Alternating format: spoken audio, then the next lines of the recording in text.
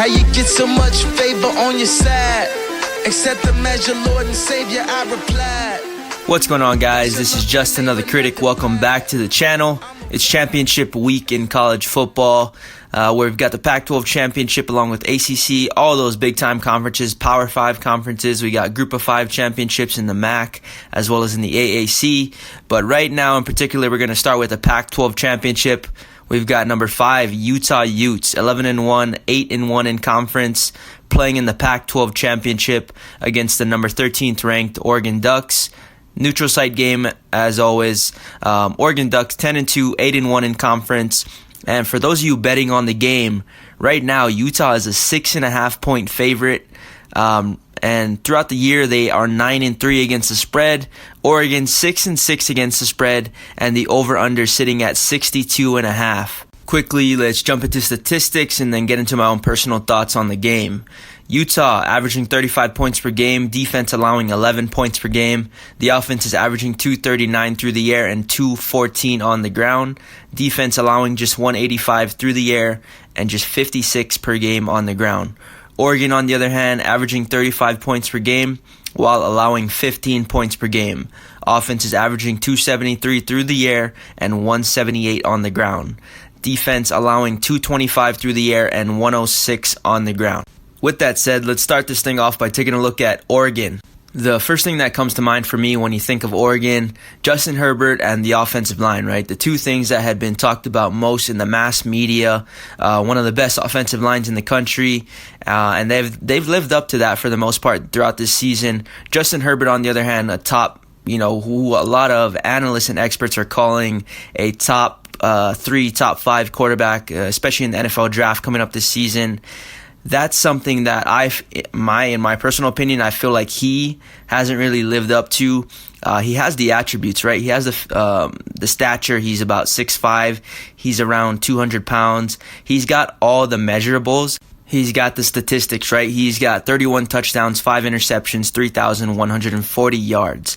But with that being said, if you review his tape, you kind of review some of his games versus better opponents, you've seen areas where he's had trouble and he's struggled. Most recently, we saw it against ASU, where he threw for 2 touchdowns, 2 interceptions, but also had a 55% completion percentage. Definitely, I believe that was the worst for him on the season. If anything, I think his best game was probably against Washington, as far as from an opponent, strength of opponent standpoint, right?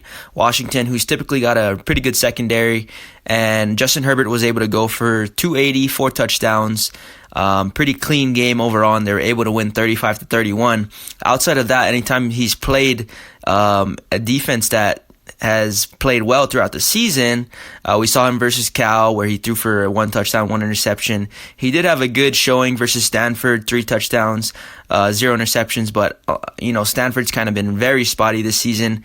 Also, something to point out, it's not easy to play at an elite level on a week-to-week basis. It isn't. There are guys out there that make it look that easy, but simply it just isn't that easy. And so, while I'm being critical of Justin Herbert, I do think this offense has been very good throughout the season. They've got a lot of explosive players, really at pretty much every skilled position. You've got CJ Verdell in the backfield, and even his backups, Travis Dye and Cyrus Habibi Likio, guys that have been giving them production almost on a week-to-week basis, even from the backup roles, while CJ had to sit out a few games with injury. Injuries have also plagued this offense in a few different ways. At the wide receiver position, Juwan Johnson coming back late, around mid-season after he was hurt. And then Johnny Johnson, a guy who stepped up and started giving them big-time production, while some of their more, elite-level wide receivers were out, who was Micah Pittman. We saw Schooler, who came back from injury but eventually left to go to the transfer portal. Their tight end, Spencer Webb, who was essentially Justin Herbert's favorite target early on in the year. He went out with injury, out for the rest of the season. So it's something that they've had to deal with. But at Oregon, I do believe that that's not necessarily one of their weak spots in recruiting. They typically get pretty good guys at the skill position. So I understand the experience standpoint, but the guys that are sitting in the lineup right now, we've got 2 juniors and a senior, Juwan Johnson, Jalen Redd, and Johnny Johnson Jr. in the backfield, redshirt sophomore, CJ Verdell, And then the rest of his backups are also sophomores. So they are a bit younger in the backfield, but they have been very productive throughout the season. So I don't think it's going to be something to really worry about coming into this matchup with Utah. And while this offense has shown inconsistencies versus better opponents, they can explode at any time, right? They're like a fuse on a stick of dynamite. They can score on you at any time with the players that they have in the backfield at the skill positions. That's just the type of personnel that they have. So even though we've seen some inconsistencies, that's always on the table when you're playing a team like Oregon. They can score at any moment, at any time, if you don't lock into your assignments and do your job. Now, looking at the Oregon defense, I really think it's pretty much the same talking points to take a look at, right? We haven't seen consistency from them on a week-to-week basis.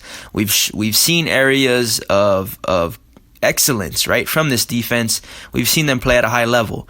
But just giving you just a little snapshot of how they've played in the past 5 games, while the run defense has played well, allowing just 100 yards per game roughly throughout the past 5 games, the pass defense has been getting absolutely torched. They are allowing an average of 290 yards per game. This is in the past 5 games, as I repeat, just to make sure you know, this is just a snapshot of how they've played throughout the past 5 games. Now, you might be thinking, well, I mean, that starts with the DBs, right? We gotta get these DBs to play better. But in reality, yeah, it's nice to have great DBs, but you want to have a better pass rush, right? You want to be able to disrupt the quarterback's timing, affect him in the pocket, and you got to make him uncomfortable. If he's sitting back there comfortable with a nice amount of time, anywhere from 4 or 5 seconds, that's an eternity for a quarterback. So you just can't allow that to happen. Regardless of how good your DBs are, you need a pass rush, you need pressure to the quarterback, and if you're not getting pressure to the quarterback, you need your defensive front to start getting their hands up, to start deflecting some balls and making some things happen up front. Overall, this Oregon defense has played well at times. We've seen what they can do and what they're capable of.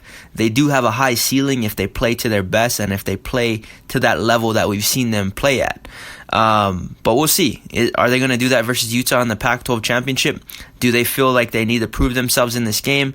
How motivated are they to step into this game with the college football playoff no longer on the line? We will see, right? That game will be played on Friday, so look out for that.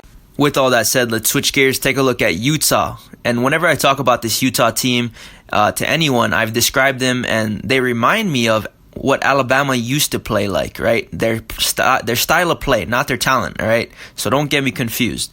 Their style of play, they love to run the rock and play defense. They love to run the rock, play defense, and they have a quarterback who can throw the ball if they need him to, right? He's a game managing type, but this guy is certainly capable of making plays. That's Tyler Huntley. Their running back is the closest thing you'll get to a Bama back in Zach Moss. He seeks out contact. He gets yards after contact. And he's never going to get brought down by one guy. I assure you that. If you've ever watched Utah play, you know this guy is a beast when he runs the rock. He runs hard, and he gets every single inch that he can, regardless of how many guys are on him. At the skill positions, they're definitely not as talented as some of the more elite teams out there, but guys that have been making plays, we see a guy like Jalen Dixon, who's one of their faster guys, who's going to get those jet sweeps and those bigger plays downfield. Brian Thompson, who's made plays. Another guy, Samson Nakua. So while these guys aren't at that elite level, they have been playmakers for this team.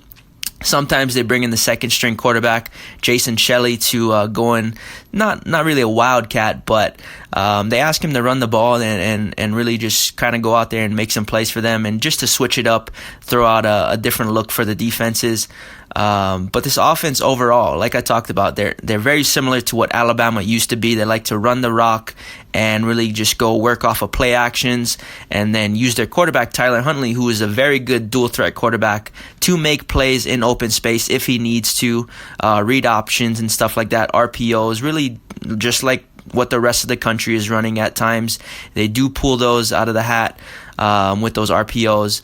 But yeah, this offense runs multiple looks, multiple sets. They're definitely more of a slow and methodical type of offense. They're going to work their way down the field. They're going to eat time off of the clock, and then they're going to punch it in the red zone, right, with their running back, Zach Moss. If there's any weakness in this offense or any vulnerabilities, I think it's just that sometimes they do start slow. They don't really get into rhythm as fast as some of the other teams offensively. Fortunately, that hasn't really been an issue for them because of the way their defense has been playing, right? Coming into the season, preseason, this defense was talked up, was hyped up, and they've lived up to it for the most part outside of that USC game. They also struggled versus Washington, but for the most part, for most of the year, they've been locked and loaded, played very well, and really it started with this front seven, their pass rush, guys like Leki Fotu, Bradley Anai, and also getting some great play from their linebackers in Francis Bernard, who's got a couple interceptions this season. Then in the secondary, they've played a lot better since getting absolutely torched by USC. Their DB, Jalen Johnson, 10 passes deflected, 2 interceptions on the year. And then their free safety, Julian Blackman, who's played also very well for them, 4 pass breakups and 4 interceptions. Now, with all that said, I do think there is a vulnerability in the secondary, and I think if they're going to win this game versus Oregon, they're going to need to really just play it safe. Don't allow Oregon to have the big play. Really just make them work their way down the field, give up small chunk plays, give up the underneath pass, nothing over the top. And that's probably going to be the key to success, and we're going to find out how well they're able to execute it. As far as how I see this game playing out, I think it's going to be a really good game all the way up until the end. I think this game is going to be predicated on the Utah defense, right? Because if Oregon gets out early and they're not really able to slow Oregon down, they're giving up big plays to Oregon, then they're going to have to change the way they play offense. They're going to have to start throwing the ball more. And whenever you go away from what you typically like to do, it puts you in an uncomfortable position. And so, like I said, I think it's going to be predicated on how well Utah's defense plays.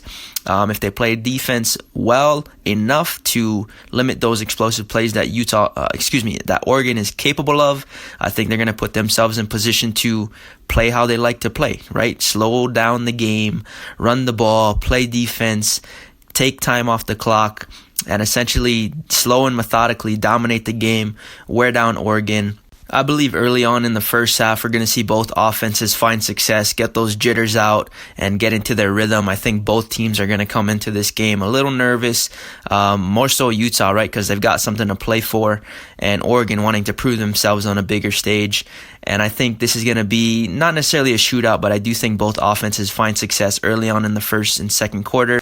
I believe in the second half is where we're going to see Utah start dominating at the line of scrimmage, and that's where they're going to really start to wear on the Oregon Ducks. We're going to see more production from the pass rush, and I think that's going to bleed into Oregon possibly making some, ill-advised decisions, turning into some turnovers, going to give Utah some great field position, and that's where we're going to see Utah start to utilize and take advantage of those turnovers, turn those turnovers into points. And I think that's where we'll see Utah not necessarily pull away, but get a comfortable lead, maybe 2 to 3 possessions, 1 to 2 possession lead, and we'll see them finish out the game. My final score, Utah wins 31-27. Utah wins 31-27. I do think this is going to be one of the better games on the year. I think it's going to be a great game regardless of the outcome, and it'll be cool to see a Pac-12 champion in the college football playoff.